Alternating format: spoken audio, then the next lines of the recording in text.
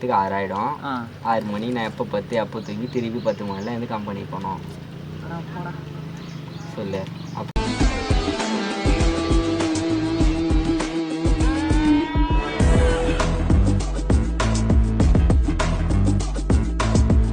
ஒரே வெறுப்பு தான். காலிலேருந்து டென்ஷனு, லைஃப் பற்றி, வாழ்க்கை பற்றி, வேலை பற்றி. உனக்கு என்னடா குறை? ஏன்டா டேய் எனக்குன்னே வருவீங்களாடா? டைம் பத்த மாட்டுது. 24 மணி நேரம் அது பத்தலை. 24 மணி நேரம்னா எப்படிடா நீ சொல்லி ரைஸ் 24 மணி நேரம்னு? 24 மணி நேரம்டா. சரி சரி. பத்தலைன்றா? இப்போ வேலைக்கு போகல, ஓகே. கம்பெனி போகல. கம்பெனி போனப்போ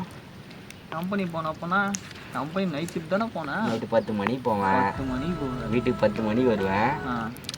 எத்தனை மணி நேரம் ஆச்சு? 12 மணி நேரம். 12 மணி நேரம். வந்து குளிச்சுட்டு காலேஜ் கிளம்புறதுக்கு 11:30 ஆகிடும். காலேஜ் 11:30 மணிக்கு போனோன்னா வீட்டுக்கு வர்றதுக்கு 6 ஆகிடும். 6 மணி நான் எப்போ 10 அப்போ தூங்கி திருப்பி 10 மணில இருந்து கம்பெனி போனோம். சொல்லு.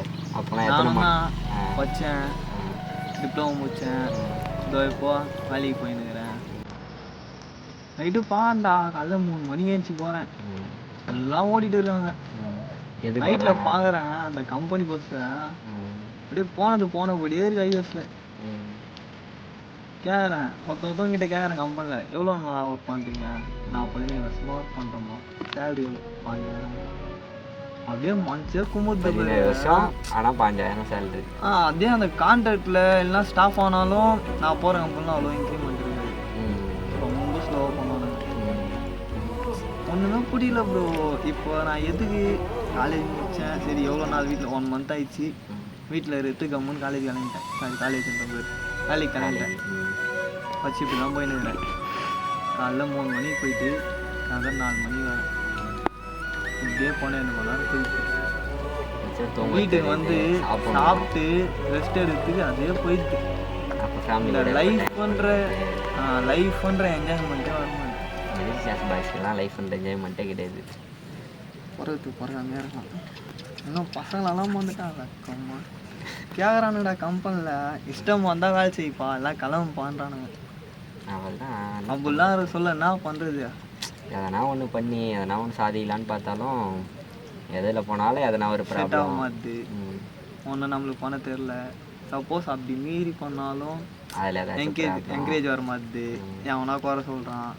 பிஸ்னஸ் பண்ணலான்னா அதுக்கு பணம். என் அப்பனும் பணக்காரன் இல்லை, உன் அப்பனும் பணக்காரன் இல்லை.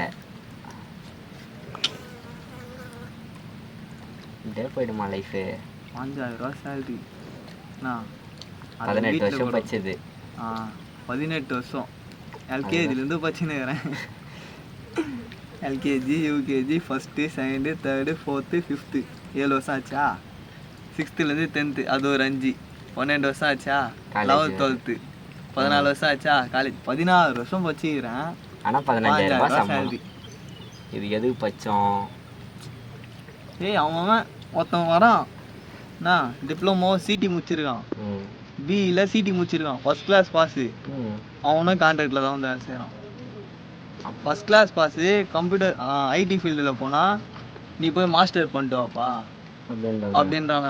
அவன் ஒரு டிகிரி ப்ரோ படிக்கலான்னு படிக்கிறேன் ப்ரோ. போய் கேட்டேன், டிப்ளமோ முடிச்சுட்டு போனேன், பிஇ பண்ணப்பான்னு. சரி பிஇ முடிச்சுட்டு போனேன், மாஸ்டர் பண்ணப்பான்றாங்க. எங்கே ப்ரோ போகிறது? மாஸ்டர் பண்ணுறதுக்கு 3-4 லட்ச ரூபா ஆகும் ப்ரோ. அவ்வளோ ஆகும்? அது நீ சேர்ற காலேஜை பொறுத்து. இப்போ நான் பாலிடெக்னிக் படித்தேன், கவர்மெண்ட் சீட்டு கிடைக்க 4600 ஃபீஸு. ஆனால் நான் போகிற செலவு சாப்பாடு அப்படி இப்படி மாதத்துக்கு 1500 3000 ஆகிடும். அவ்வளோதான்.